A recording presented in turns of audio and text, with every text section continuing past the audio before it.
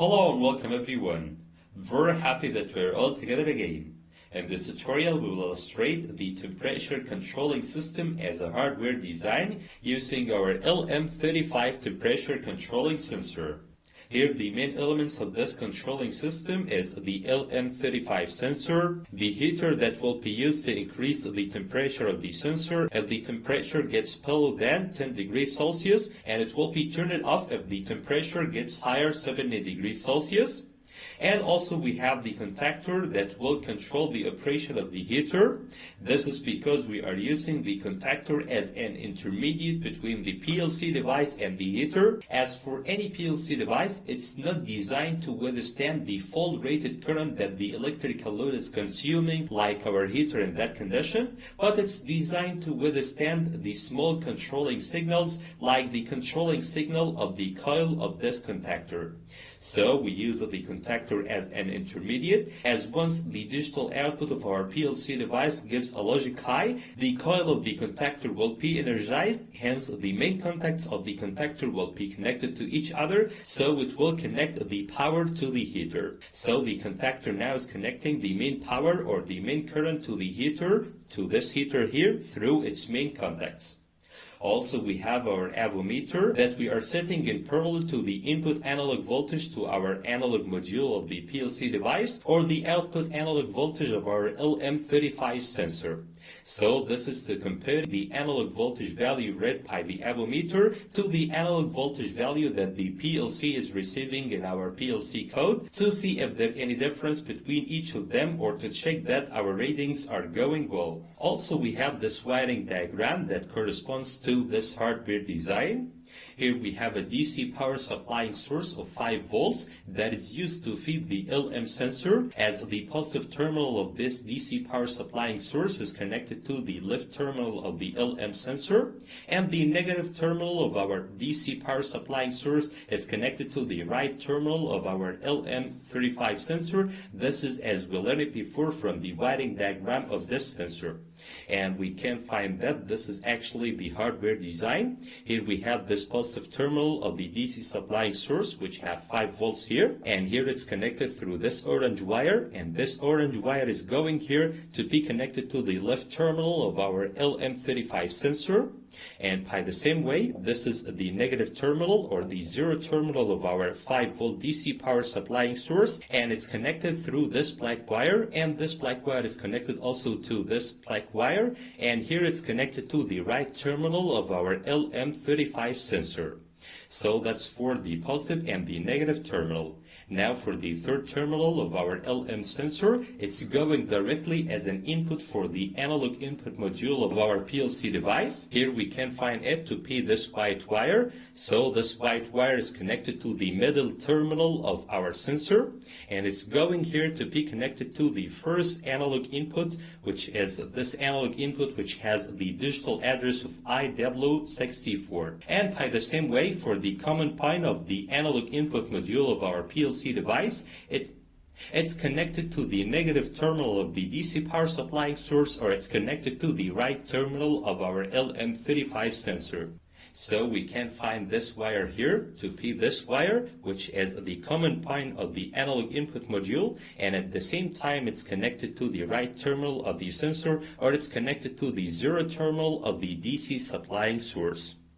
So that's for the input, and by the same way the line and the neutral that are feeding the PLC are connected with no problem. Here the line terminal is connected to this terminal, which is the line, and the neutral terminal is connected to the neutral terminal. This is for feeding our PLC with the required electrical power. And by the same way we are connecting the avometer to terminals, this red terminal and this black terminal. So this red terminal is going there to be this terminal here, and it's connected to the analog input module, as we said, through this terminal or through this white wire. And by the same way, its negative terminal is connected to the common pin of the analog input module. This is, as we said, for measuring the analog voltage out of the sensor to the PLC. Alright, so that's for the input. Now for the output, we can find that we have the digital output, we have the common point of the digital output module, we have the first digital output Q0.0 to be connected to the coil of the contactor we have. So the job of the digital output is to connect the power to the coil of the contactor, hence when the contactor is energized, its main contacts will be closed, so its main three contacts are normally open, but once the contactor coil is energized, it will attract the main contacts to be closed, hence it will allow the power to reach the heater, so the heater will be energized, and this is, as we said, according to the PLC code or the PLC condition that we are setting to have a higher temperature than 70 degrees Celsius or to have a less temperature than 10 degrees Celsius. So we can find here the common point of the digital output module to be connected to the line terminal directly, and for the first digital output itself, it's connected to the first terminal of the contactor coil. And for the second terminal of the contactor coil, it's connected directly to the neutral point, which is this neutral point. So once the digital output produces a logic high, the contactor coil will be energized, hence the main contact of the contactor will be turned on. And by the same way, we find the heater to have two terminals, this terminal and this second terminal. Here its second terminal is connected to the neutral point directly, so this terminal is the second terminal of the heater, and as this is a single phase heater, so it needs just a line and a neutral. So its second terminal is connected to this terminal, which is the neutral terminal directly. And for its first terminal, it's going here to be connected to the main contact. Here this is the main contact of our contactor, and the first terminal of the heater is connected to it, but for its second terminal, it's going directly until being connected to the line terminal. So at the normal case, this contact of the contactor is open, hence the heater first terminal is not connected to the line, but its second terminal is connected to the neutral point directly. But once the PLC digital output produces a logic high, the contactor will be energized, hence this contact will be closed, so the heater will be energized as its circuit will be closed now, the line is connected to the line and the neutral is connected to the neutral. Alright. Now for the measured temperature of the sensor, we find the sensor to be measuring a temperature now of about 21 degrees Celsius, and this is because this is the surrounding temperature, or this 21 degrees Celsius is the ambient temperature that the sensor is sensing now. But what about if we need to check our cooling condition? Here if we need to decrease the sensor temperature lower than 10 degrees Celsius, we can try that by applying the sensor to a brick of ice. So if we apply this brick of ice to our temperature sensor to be connected to the sensor directly, we will find that the temperature of the sensor will be decreasing gradually to reach below than 10 degrees Celsius, and at that case the heater will work immediately. So let's try that. Here we go to our sensor, we can pin it down and touch it directly to the brick of ice. Here its temperature is decreasing, as you see. And once it reaches 10 degrees Celsius, very good. Here the heater is energized and the temperature is increasing gradually. And once the temperature reaches 70 degrees Celsius, we will find that the second condition will be achieved, or the heater will be turned off. So the heater is increasing the temperature now of the sensor. Here as you see, the temperature is increasing, 55, 56, and 57.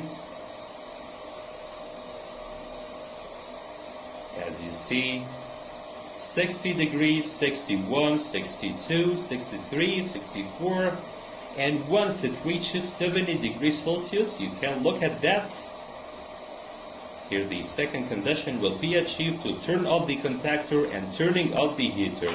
Very good. Here once the temperature reaches exactly 70 degrees Celsius, the contactor is turned off, and by the same way the heater is turned off, and here the temperature is decreasing again gradually until reaching the ambient temperature. So by that way we can control the working operation of our controlling system using a temperature sensor that is receiving an input temperature, that it converts it to an analog voltage value, and we are taking some actions according to the temperature that we are measuring by applying some calculations or some equations into our PLC code on this received analog voltage value. Also, we find that the temperature is decreasing gradually to reach the ambient temperature, but also we can decrease the temperature of the sensor much faster by applying it again to the prick of ice. Here, when I apply it to the prick of ice, as you see, the temperature is decreasing much more until it reaches again 10 degrees Celsius, and once it reaches 10 degrees Celsius, the sensor will be energized again, or the PLC output will be energized again to energize our heater. More than great. So that's about this tutorial at which we have illustrated the temperature control using our PLC device and the Lm35 temperature sensor. Hope that's clear right now. Thank you for watching and see you next tutorials.